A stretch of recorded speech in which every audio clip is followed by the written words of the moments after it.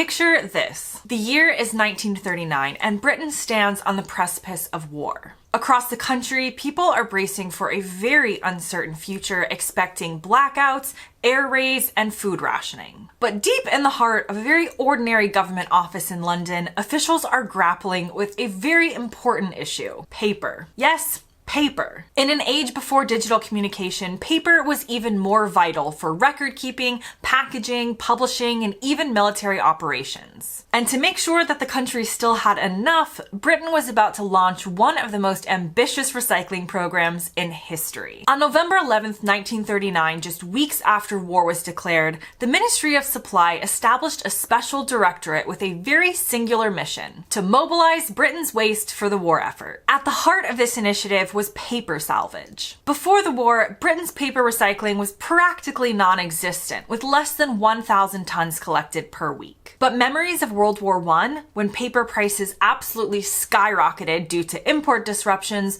loomed large in the minds of these government planners. And they were determined not to repeat past mistakes. With imports from traditional sources like Canada and Scandinavia threatened by German naval activity, they knew that Britain needed to become self-sufficient.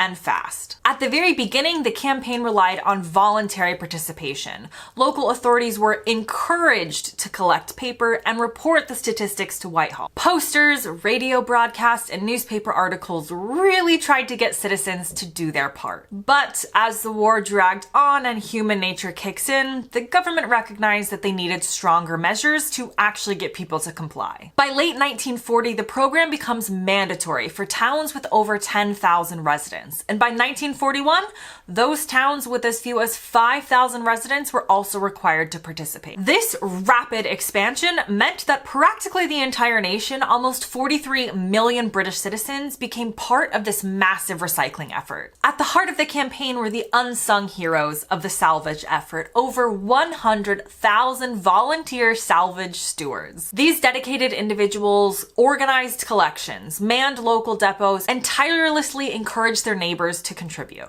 Many of them juggled this work alongside their regular wartime duties, proving that patriotism at the time took many forms, not just on the battlefields, but on the home front as well. Now, the paper salvage campaign received a powerful boost when the royal family got behind it. Suddenly, they were publicly encouraging the effort and urging households to follow suit. And then, the government's approach soon shifted from persuasion to enforcement. Starting in 1942, those who refused to sort their waste were fined up to £2,500, which was a staggering amount at the time. They also threatened the possibility of up to 2 years in prison, and such strict measures basically underscored the importance of this campaign.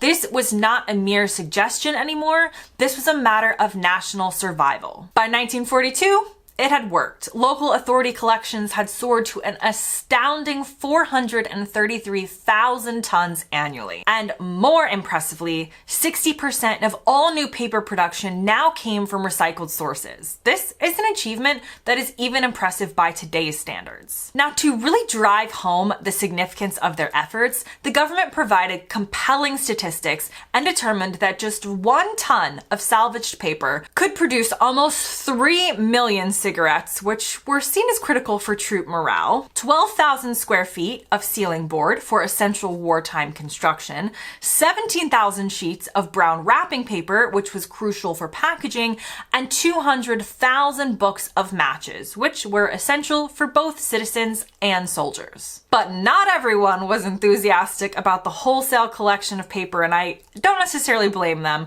The British Records Association launched a counter-campaign titled "Look Before You Throw." They were warning against the destruction of historically significant documents, and by 1943, they had distributed 33,000 leaflets urging citizens to think twice before discarding things like old letters, old manuscripts, or old records that might hold some historic value. The balance between necessity and preservation became a pretty delicate one. Interestingly, the campaign also revealed socioeconomic patterns at the time. Higher income households typically contributed more types of paper, averaging 5.3 different varieties compared to 4.5 different varieties in a working class home. However, this discrepancy wasn't due to a lack of willingness. It's simply due to the fact that poor households often received less printed materials, such as newspapers or leaflets, making their contributions more limited by default. And unlike many wartime measures, paper salvage didn't end with victory in 1945. The government recognized its continued importance, particularly in light of the post-war reconstruction efforts. When Britain faced an economic crisis in 1947, the salvage campaign was intensified once more. But eventually, change did happen. Compulsory collection ended on June 30th of 1949, and the Office of Paper Control was dissolved on December 31st of that year. By April 1950,